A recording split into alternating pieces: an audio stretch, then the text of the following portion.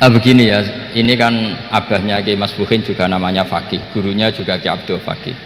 Saya berharap anak-anak Inkafa ini nekuni utamanya itu fikih. Fikih itu penting sekali. Kata Sayyid Ali yang Sohibu Simtid Durar itu, wabihi kiwamus syariah, yang bisa mengawal syariat itu hanya fikih. Fikih itu ya kalau yang paling gampang tentu kita misalnya punya Fathul Qorib, Fathul Mu'in, Fathul Wahab. Tapi yang faham betul, mesti faham itu ngelotok setengah hafal. Jangan bawa kitabnya tok, sementing sekian semester terus selesai. Itu sama-sama dosa, itu dosanya ya dosa, mahasiswanya juga dosa. Karena sudah terlanjur sarjana agama, ternyata nggak bisa, itu kan mendingan tidak sarjana agama. Itu saya tak cerita sama Kiai Roba, itu ada fatwa kiai juga wali. Suatu saat ada penyanyi dangdut top terkenal di Indonesia itu nyanyi dangdut, ya penyanyi ya dai, entah itu hakikat entah majas tidak tahu. Itu kiai itu fatwanya lucu, kalau kamu datangi dia pas main dangdut masih saya beri izin, tapi kalau datangi dia pas pengajian itu tak larang kan. Kan santrinya jadi eskal, ini pas pengajian dilarang, pas dangdutan kok malah dapat izin. Tapi bukan berarti halal ya, dapat izin. Dapat izin kan potensinya bisa karena dilarang lah ya tetap belerot. Terus suatu saat si santri ini setengah wali, tidak wali tapi setengah. Lama-lama itu memahami gurunya, ternyata sirinya begini. Kalau seorang penyanyi yang tidak pernah ngaji kemudian ngomong agama, itu potensinya itu fadallu wa adallu, sesat dan menyesatkan. Tapi kalau dia sedang nyanyi dangdut, penyanyinya cowok loh, sama jangan bayangkan dangdut putri, enggak, itu cowok sudah tua lagi. Jadi potensi halalnya ada lah maksudnya untuk, tapi tidak alat musiknya, orangnya. Tapi kalau dia nyanyi itu paling dosanya hanya nyanyi. Saya ulang lagi ya, murid tadi akhirnya paham kalau datangi pengajian itu artinya ikrar kalau dia seorang dai atau seorang yang layak ngomong apa? Agama. Itu lebih bahaya karena kita santri, apalagi kita doktor atau MM, terus ngekrori orang yang nggak jelas asal usulnya. Tapi kalau nyanyi kan nyanyi saja, sehingga itu menjadi fikih. Bahaya terbesar dalam fikih adalah apa? Mengkaji fikih tidak dari ahlinya. Ya saya ulang lagi ya, mengkaji fikih tidak dari apa? Ahlinya. Nah kenapa demikian? Begini, saya beri contoh.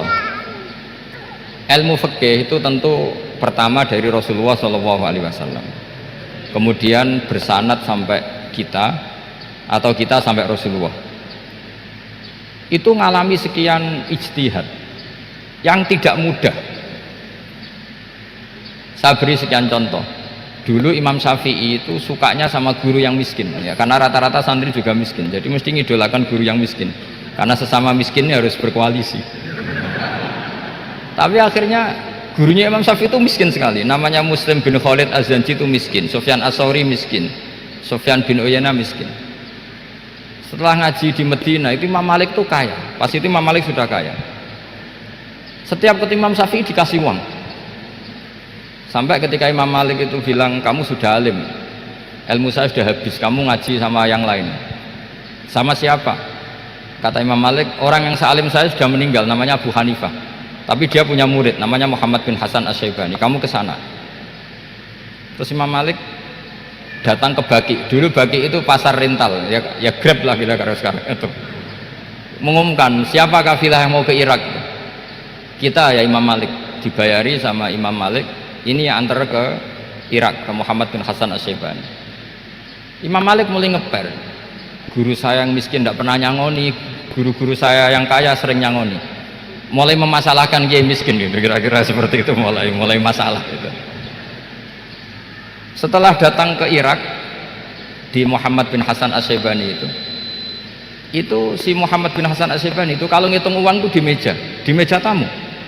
Jadi punya emas lantaan, punya uang, kira-kira kalau Indonesia punya rupiah, punya dolar, dihitung itu di ruang tamu. Kata Imam Syafi'i, saya dengan Imam Malik saja nggak srek, ini lebih kedonyan lagi kiai. Ngitung uang itu di ruang tamu. Terus akhirnya si Muhammad bin Hasan Asyibani ini ahlul usul, dia pakar usul. Kamu heran sama saya? Iya, kiai kok kedonyan? Dia ngomong gitu. Tapi kata Muhammad bin Hasan Asyibani, kalau kiai tidak boleh kaya, itu tak kayak wong fasik, ben gue demenan, gue mabuk. Oh jangan, nanti dipakai maksiat. Penjenengan mawon kersane digetokan, berarti kiai oleh sugih, mun pun angsal-angsal. Semenjak itu jadi satu fikih bagi Imam Syafi'i. Ternyata kalau mengharamkan kiai sugih berarti membolehkan yang fasik sugih. Kalau yang fasik sugih bisa dipakai i'anah alal maksiyah. Semenjak itu mindset pikiran Imam Syafi'i rubah. Saking rubahnya sampai beliau berpendapat orang bisa beli Alphard, kok beli carry itu haram. Bisa jadi bupati kayak Pak Roba, kok jadi RT haram. Pokoknya gitu. Bisa keren Kak Gus Bak, kok jadi orang pendengar haram. Pokoknya haram terus. Karena dalil beliau al-Islam ya'lu wala yula alaih. Coba sampean ridho misalnya jadi orang Gresik dipimpin orang yang nggak sholat, ridho ndak? Ndak. Atau sholat tapi nggak bisa ngaji, ridho ndak? Ketika yang bisa ngaji berpotensi jadi bupati, terus keterusan. Karena Imam Syafi'i keterusan, ya umatnya keterusan. Akhirnya orang-orang Syafi'i itu politikus rata-rata. Ya, makanya sama jangan kaget sama Baroba. Kakak saya wakil bupati dulu. Putranya Mbah Mun ada yang wakil apa? Gubernur. Dulu Gus Wahid ya menteri agama.